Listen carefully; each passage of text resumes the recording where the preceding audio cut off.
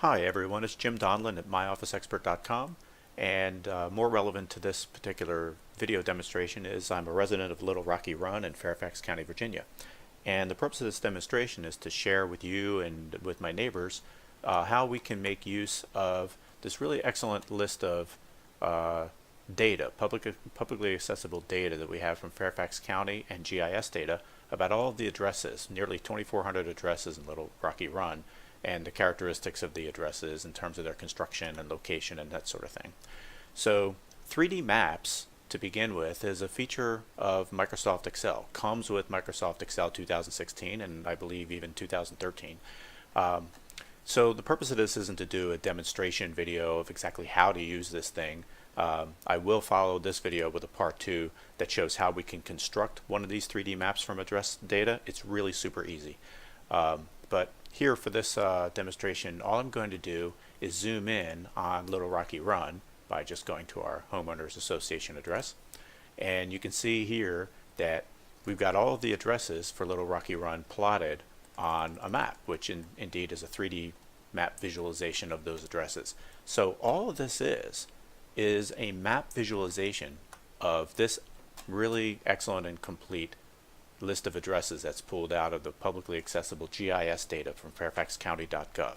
And thanks very much to our enterprising resident in Little Rocky Run who made this list available to us, who's an expert himself in geographic information systems. This 3D map visualization is not a GIS. It's not a geographic information system. GIS is really a very powerful mapping tool that can be used to create maps and manage that map data in all kinds of flexible ways. This 3D Maps feature in Microsoft Excel is not super flexible, and I don't think it's pretending to be a GIS, but it is a pretty cool data visualization tool. And here's what I mean by that. Here in this Little Rocky Run layer here that I've got, all I've done is plotted the addresses from our spreadsheet. This spreadsheet data came in pretty much as is. I'll show in a how-to video that there was one little addition I had to make to concatenate the address all together so that the mapping tool would map it properly. But once done, all nearly 2,400 addresses were then plotted on this map. And now we can see the locations of these addresses, and that's interesting. But where this really becomes powerful as a visualization tool is when you can start asking questions of it. You can see, for example, we can filter on date. And a little unfortunate, we've got the number formatting kind of automatically assuming that we've got this 1984. That's meant to be 1984 to 2004.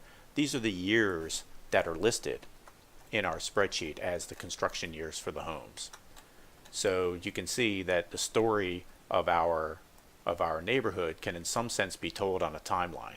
Here's, in 1984, the humble beginnings of Little Rocky Run up here in the townhouse area. And then as you kind of open things up from 84 to 85, there's the construction carrying on. And in fact, I can just kind of use my arrow key and build this up and kind of see sort of a visual story of the growth of this neighborhood. Another interesting filter here is model type. So there are so many different model types. 3D Maps doesn't list them all in the filter here, but you can filter by these by just typing in this box or defining an advanced filter, whatever you'd like to do. For example, there are a number of them that have like dogwood or something like that in the title. So if you were to just type dog in here, then you can see all the things that meet that filter.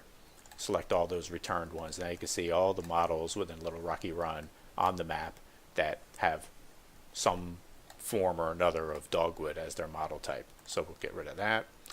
Okay, so speaking of layers, this is where things can get kind of fun because there's a little bit of work involved in getting your layer to sort of appear just the way you want it to, and there's only so much work you can do in a certain layer. But I found, for example, I could make other layers to show data of interest like what zip code is listed associated with that address, and a little bit more on that in a minute, or what styles of home do I find and where in the neighborhood. And we'll take a little tour of that as well. So let's take a look at zip code here real quick, and I just want to highlight something that's interesting. It popped out at me as the data anomaly. So notice Little Rocky Run seems to sit mainly within the zip codes of 20121, 20124, but there's this other zip code mapped up here, the 201, and it doesn't appear at first glance that the neighborhood really lies within that zip code. If I zoom out, I don't see any addresses plotted there, but we could be wrong. If we were to go to our spreadsheet, we'd find, if we filtered on zip code, we'd find 3 addresses actually are listed as 20120, just as is shown here on this chart, 3 and 20120. So I wonder if that's a data entry mistake. So if I go to my Little Rocky Run layer, oops, don't want to do that, and I filter to just see the 20120 addresses, sure enough, there they are. There are 3 addresses here that have 20120 listed as their zip code, but they're actually clearly laying within the 20121 zip code. So clearly we have found 3 data entry errors here. So we could go back to our spreadsheet and fix those, although it might be even more relevant to go back to the data source from which we derived this spreadsheet, the publicly accessible stuff, and maybe there are a few data entry errors in that public records data that could be cleaned up and subsequently cleaned up in the GIS that uses it. So we'll turn off zip codes because I'm not interested in seeing that underlying everything. But if we turn on this home styles layer, this I found interesting to notice that of all the different kind of architectural styles, not the model names, but the styles that are identified in the spreadsheet, the predominant one is 2-story.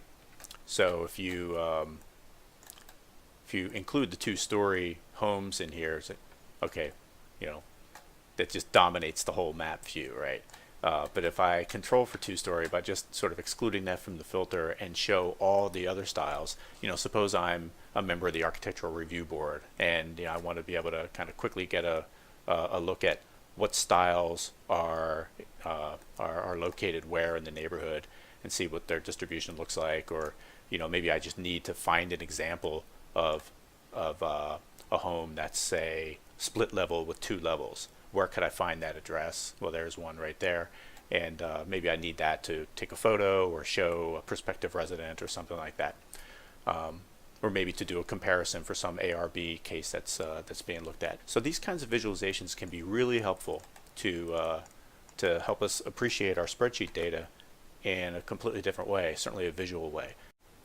So I hope this video has been useful to you, and maybe it inspires ideas for you how you might be able to use Excel and the 3D maps thing to do data visualizations for geographic data. I find this really interesting, and if you've also found this helpful, please leave a comment wherever you found it. Maybe it's in the Facebook neighborhood discussion group. Drop a comment. Let me know what else would be useful in this regard, how I can help with it. If you found it on the website, go ahead and drop a comment in the blog. Follow my page and stay tuned for other topics in this series. So thanks very much, and talk to you again soon.